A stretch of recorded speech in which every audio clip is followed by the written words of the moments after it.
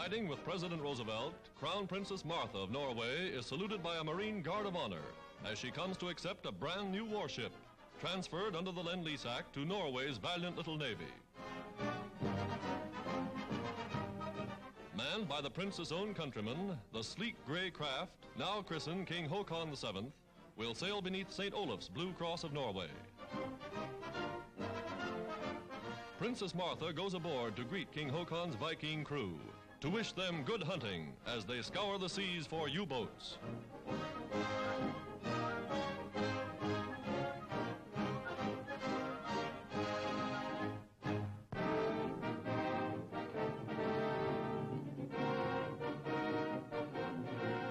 America's newest land battleships prove their power on the testing ground.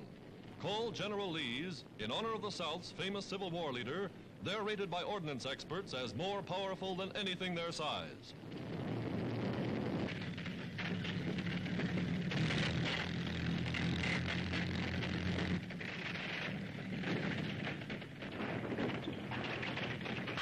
Capable of plunging through streams up to the driver's hatch, the all-welded monsters roll on like giant living amphibians.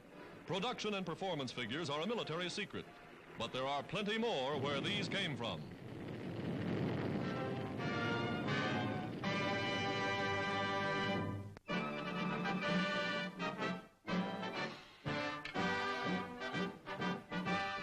Mexico City's beautiful Plaza de la Constitucion sees the Army's first mechanized divisions on parade as the Republic celebrates 132 years of liberty. From the National Palace, President Camacho reviews the greatest military demonstration in Mexico's long and colorful history. Jeeps, tanks, big guns, modern troops in modern motors rolling to war as allies of the United Nations.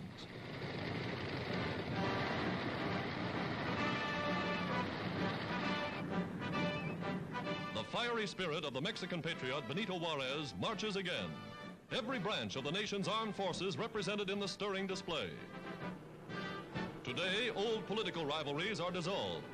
As patrol bombers roar overhead, the nation's chief executive stands with 6 former presidents of Mexico at his side.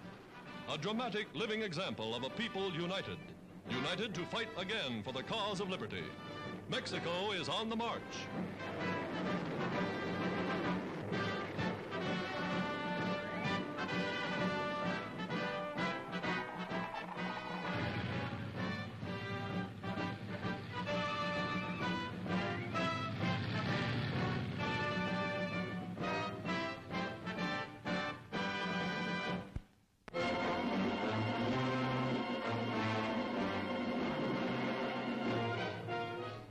American industry has met the challenge of war.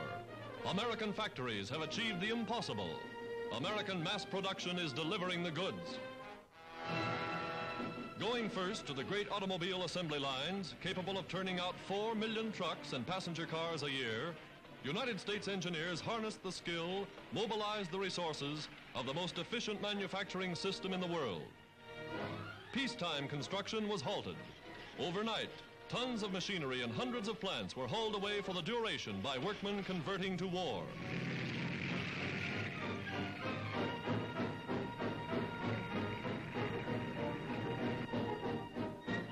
Armed guards took over.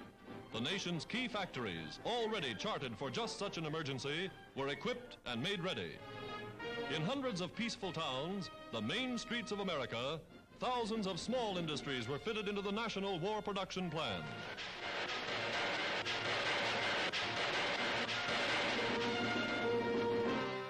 Performing manufacturing miracles. Workmen in Denver, Colorado, for example, make parts and fashion tools that may help build a battleship in a Navy yard 1,000 miles away. Small stuff. The billions of bits and pieces. 100,000 different parts in a single flying fortress. And every possible plant that could be retooled is turning them out, feeding them to the big assembly lines night and day.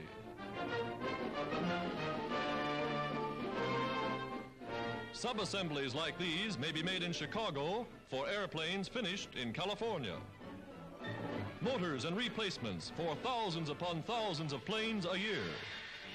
Where automobile fenders once were made, Aircraft propellers are turned out by the thousands. Where watch cases and compacts once were made, now shell cases by the millions. Assembly lines of machine guns moving to war on the same conveyors that only yesterday carried American typewriters. Ladies' lipsticks surrender to war needs that small arms ammunition may be sped to the front. Only coordinated mass production can turn out anti-aircraft guns at the present staggering rate. And this is only the beginning. Only in plants like these could such a gigantic job of production be achieved overnight. This is industrial America at war. The arsenal of democracy delivering the goods.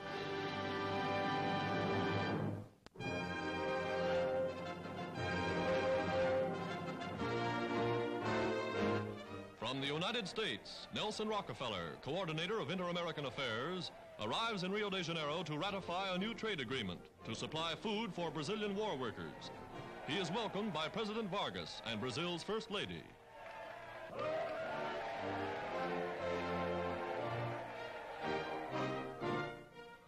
Here is America's good neighbor policy at work. The treaty ratified. $3.5 million worth of food to be supplied by both nations to workers in Brazil's vital war industries.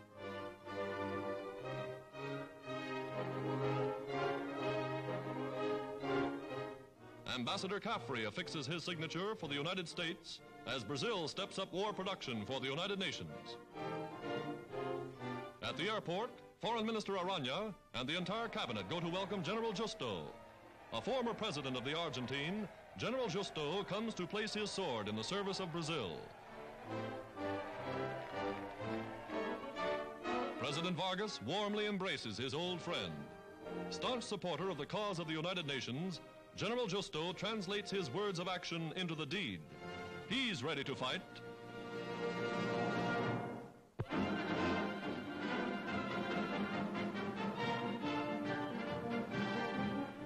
American shock troops of the Airborne Command, parachutists and infantrymen, practice an assault upon an enemy airdrome, an authentic demonstration of the tactics of 20th century warfare. Carrying all of the equipment and personnel of a self-sustaining army, they move to the attack on wings.